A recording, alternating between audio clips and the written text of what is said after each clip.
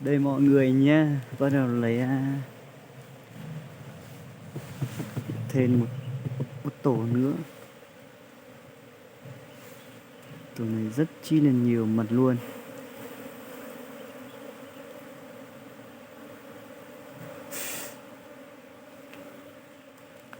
Đây nha, mật nhiều lắm luôn.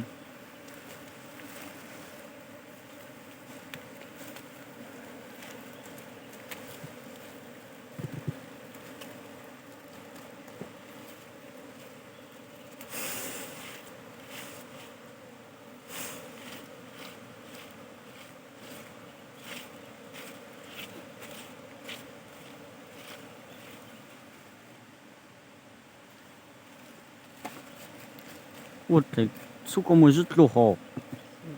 Lúa này. Ừ. Rồi lại mình mà sẽ được sức chung rồi. Ừ. Đây rất nhiều mật luôn. Đây là ong nôi tự nhiên nhé, không phải là không cho ăn cái gì luôn.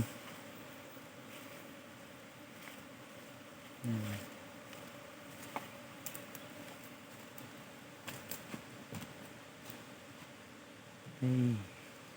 Mang hay càng lên. Ở đây còn rất nhiều tổ nữa.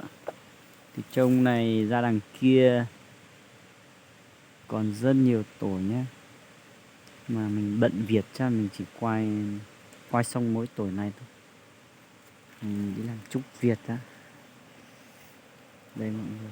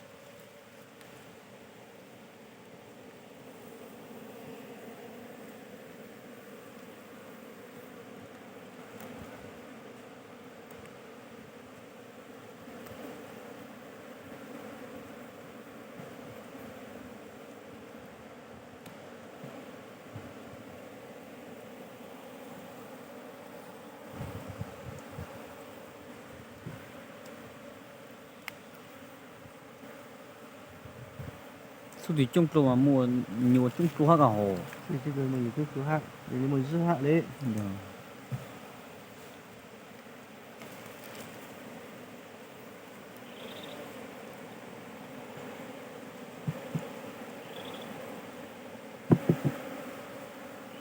Chẳng là thấy thằng tao. Sẽ lấy lưu chứ một nhiều cho mất lấy lưu lấy như thôi mà cứ bảo để bên thế. Đang thấy thằng ít lại rồi. Chứ một trong rồi cho bảo lại vì nó. Đây. Cầu này là rất nhiều mật luôn. Mật nhiều cực kỳ luôn. Đây. Cả cái chỗ này là mật hết luôn nhé.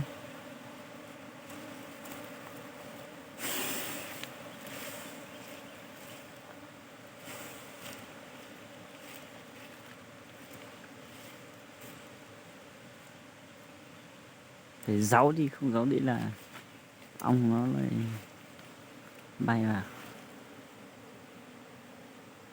Đây.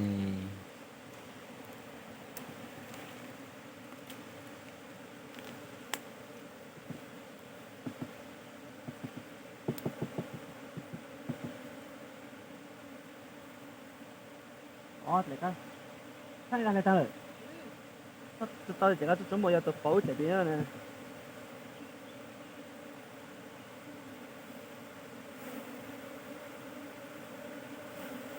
Đây còn rất nhiều mật.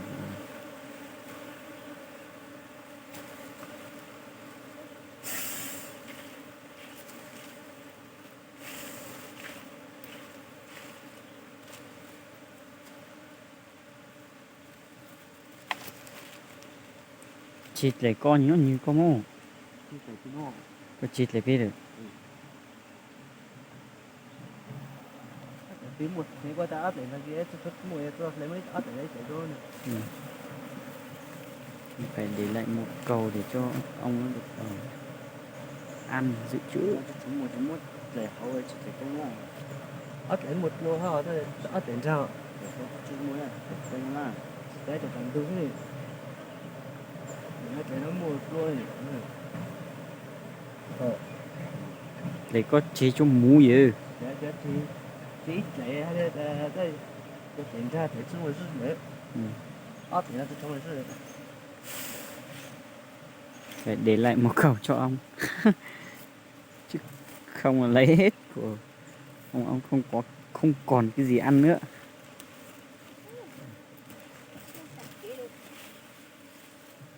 áp từ một đi qua từ nó áp từ đấy áp từ một đây lên Ừ.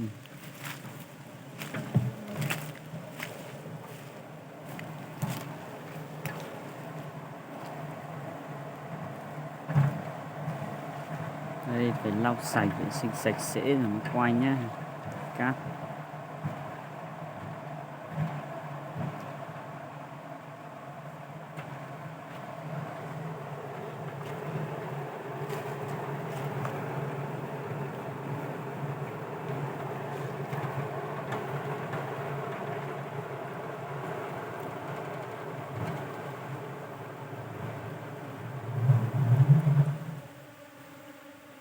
Ồ, mỗi nè cái trăng tu họ số phim hả dữ cả có vô chín nó chỉ lưu dữ.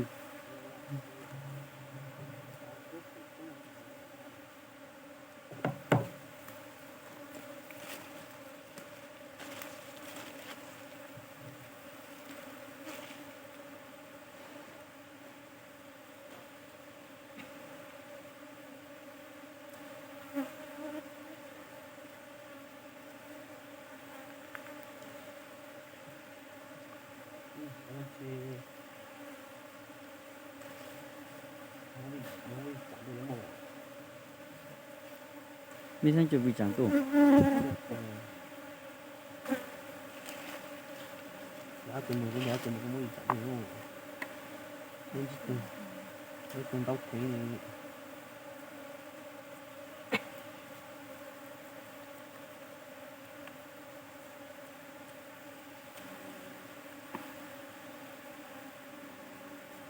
오늘 좀 어떻게 짜주실까 막 또 돼요.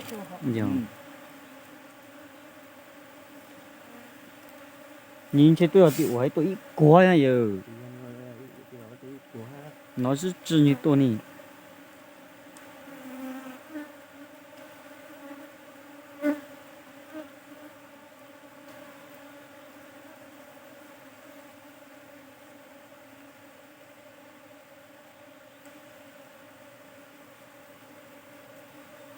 Úi dồi ôi.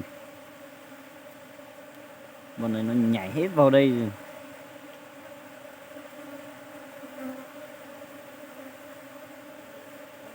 Để lấy cái gì chê đi. Mới ở lồng tông bù sao như chứ tổ mà. 또 다른 거 자기 똥가 안 đi 또 호. sử lo thì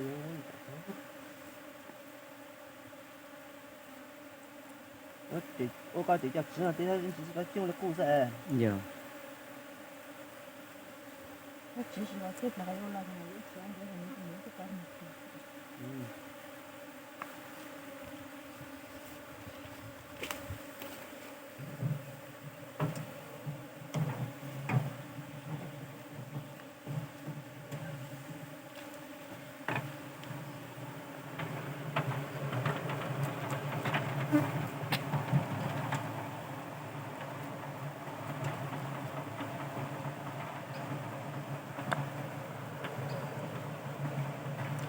chút tuổi thổ.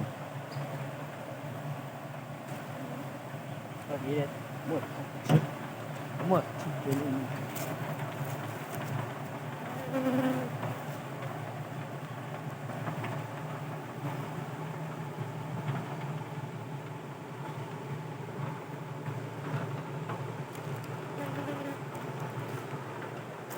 Để mình sẽ quay tất cả các tổ ong cho mọi người cùng xem.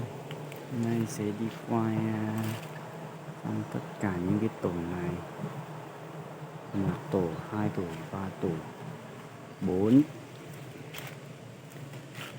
rồi 5, một tổ dưới này là 6, 7,